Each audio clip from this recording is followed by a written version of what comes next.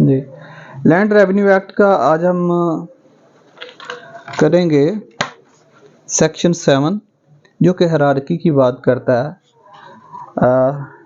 बहुत ज़्यादा last time सवाल दिए, मजमूई तौर पर पेपर के हवाले से 3 सवाल आए जो उसने किए एग्जामिनेशन में, जो लेटेस्ट एग्ज़ाम हुआ, लेकिन हम जस्ट उनका एक परव्यू लेंगे।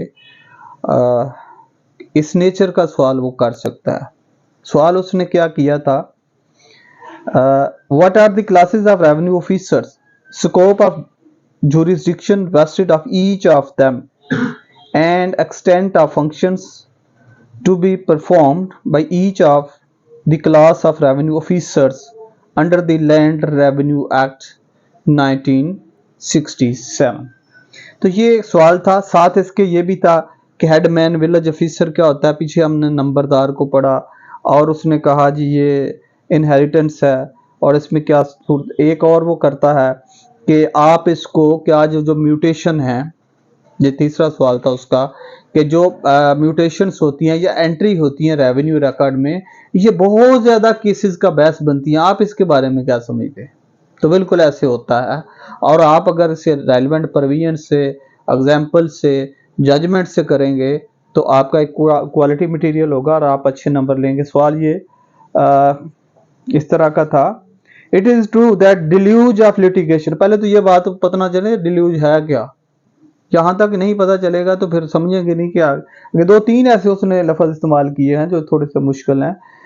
Relating to the revenue matters largely consequences of non-fulfillment of requirements and procedure prescribed for the recording, attestation, sanction of mutation under the Land Revenue Act 1967, critically analysis the statements while elaborating the significant requirements।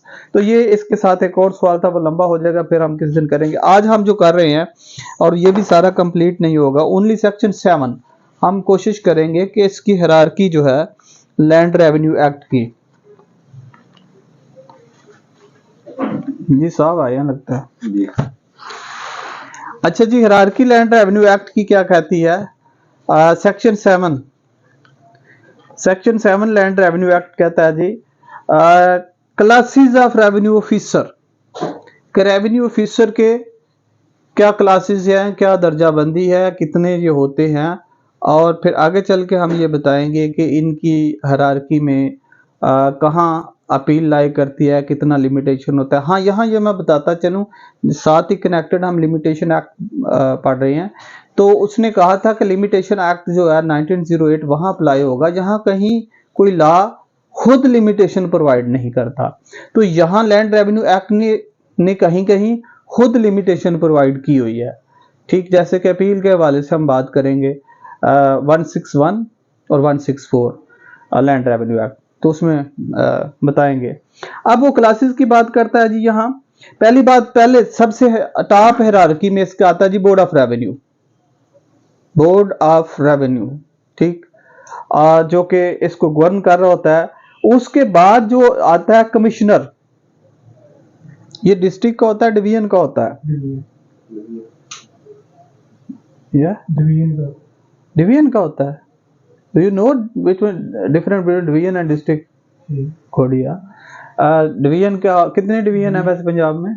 Punjab में 12 या 13 है। Very good, 11 हैं, बहुत अच्छे। और district 4 district होते हैं, उसमें 36 डिस्ट्रिक्ट टोटल। इस वक्त डिस्ट्रिक्ट कितने हैं? 36, अब 37 हो गए। नहीं, 41 है। खैर ये ऊपर नीचे होते रहते हैं, इसका आपका कोई कसूर नहीं है। मरी और वजीराबाद ऐड हुए हैं, लेकिन ये आपका एक जनरल नॉलेज है जो कि आप लगता है कि आपको अवेयरनेस, शऊर आ गया, एजुकेशन आ गई है। जैसे हमने एजुकेशन और लिटरेसी की बात की, लिटरेट और एजुकेशन, तो आपने प्रॉम्प्टली बताया। इसमें एग्जैक्टली जी इस वक्त क्योंकि ये ऊपर नीचे होंगे, डी नोटिफाई भी हो सकता है। जैसे अभी आपने बात की वजीराबाद की, तो उस पर स्टे पे चल रहा है और अभी वो हैंग है। इस तरह अगर वो बढ़ जाएगा तो फिर एक नंबर बढ़ जाएगा, और कोई और डिस्ट्रिक्ट भी बढ़ता है तो बढ़ जाएगा। इस वक्त एग्जिस्टिंग जो है वो 11 डिवीजन्स है और 41 डिस्ट्रिक्ट है। अभी रिसेंटली मरियम साहबा ने भी बोला था ना कि मैं हर डिस्ट्रिक्ट को सुबह सबर करूंगी और उसके मुताबिक काम करूंगी, ठीक है। तो शायद आपने कहीं वहां से देखा, यहाँ से भी देखा, अच्छी बात है, बहरहाल ये ऐसे ही है। आगे सर आएगा जी कमिश्नर। कमिश्नर क्या है जी, डिवीजन का होता है और इसका मतलब है फिर 11 होंगे। अभी ये कमिश्नर का एक इशू चल भी रहा था, वो क्या है सर, आपको पता होगा?